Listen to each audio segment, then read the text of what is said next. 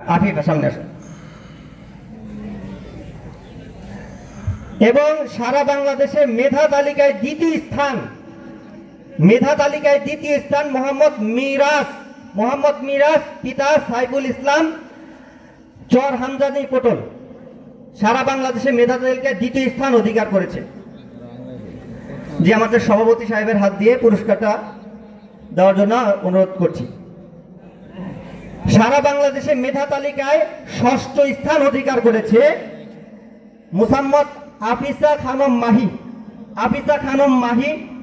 তাকে পুরস্কার দেওয়া হবে। পুরস্কার দিবেন আমাদের অত্যন্ত শ্রদ্ধাভাজন মুরব্বী হযরত মাওলানা মিজানুর রহমান সাহেব হাফিজাহুল্লাহ। সারা বাংলাদেশে মেধা তালিকায় অষ্টম স্থান অধিকার করেছে মোহাম্মদ সামিউল ইসলাম পিতা হাবিবুর রহমান বাবর ইসাপুর। তার হাতে আমাদের শ্রদ্ধাভাজন মুহতামিম সাহেব হুজুর পুরস্কারটি তুলে দেওয়ার জন্য সবিনয় অনুরোধ জানাচ্ছি।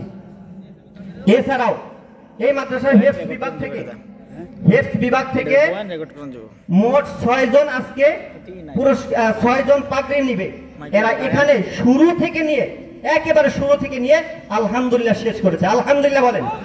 তাদের ঠিকানাগুলা খেয়াল করবেন। আপনাদের সন্তান, আপনারা যে প্রতিষ্ঠান করেছেন এই প্রতিষ্ঠানের ফলাফল কি আপনারা পাচ্ছেন কি পাচ্ছেন না, এটা আপনারা একটু খেয়াল করবেন, দেখবেন।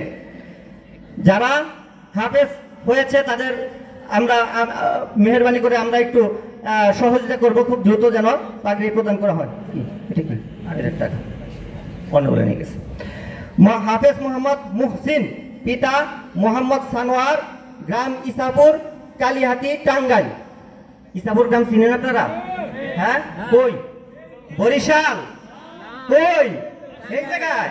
তাহলে আপনারা ফলাফল পাচ্ছেন? হ্যাঁ, দোয়া করেন। হাফেজ মোহাম্মদ আবির হোসেন পিতা আনোয়ার হোসেন গ্রাম ইসাপুর কালিহাতি টাঙ্গাইল। হাফেজ মোহাম্মদ সায়েম হোসেন পিতা আব্দুল সালাম গ্রাম ভাঙ্গাবাড়ি কালিহাতি টাঙ্গাইল। হাফেজ মোহাম্মদ মেহেদি হাসান পিতা মোহাম্মদ আজহার আলী গ্রাম ভাঙ্গাবাড়ি কালিহাতি টাঙ্গাইল। ভাঙ্গাবাড়ি চিনেন তো আপনারা নাকি? আলহামদুলিল্লাহ। হাফেজ মোহাম্মদ আবু নাইম পিতা মোহাম্মদ হোসেন আলী গোপালপুর টাঙ্গাইল। 6 নম্বর হাফেজ মোহাম্মদ ইব্রাহিম পিতা আমিনুল ইসলাম গ্রাম ফুলতলা কালিহাতি টাঙ্গাইল। এই হলো ফুলতলার 1 জন, ভাঙ্গাবাড়ির 2 জন, ইসাপুরের 2 জন, 1 জন শুধু গোপালপুরের। এক সময় ছিল গোপালপুর, মধুপুর, ময়মনসিংহ এদিকে, আর এদিকে খবর নাই। এখন এইখানেই সবচেয়ে বেশি হইতেছে। আলহামদুলিল্লাহ বলবেন আপনারা?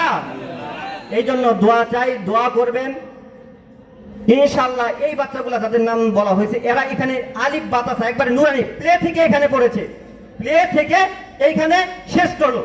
আপনারা একজনকে তেলাওয়াত দেওয়া হবে, আপনারা তেলাওয়াতের মান শুনবেন, শুনে আপনারা বিবেচনা করবেন।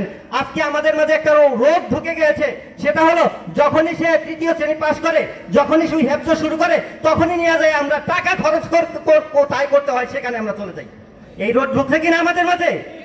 অথচ আপনার গ্রামের প্রতিষ্ঠানকে মূল্যায়ন দিতে শিখুন। দেখেন এই গ্রামের মাটি থেকে কি ফসল হচ্ছে, আমাদের মূল্যায়ন করার দরকার আছে না নাই? আপনাদের সহযোগিতা চাই, বাচ্চাদেরকে এখানে রেখে সহযোগিতা করবেন ইনশাআল্লাহ। একজন তাদের মাঝে মেহেদি হাসানকে অল্প করে একটু তেলাওয়াত করবে, এরপরে আমাদের প্রধান মেহমান ইনশাআল্লাহ আলোচনা শুরু করবে।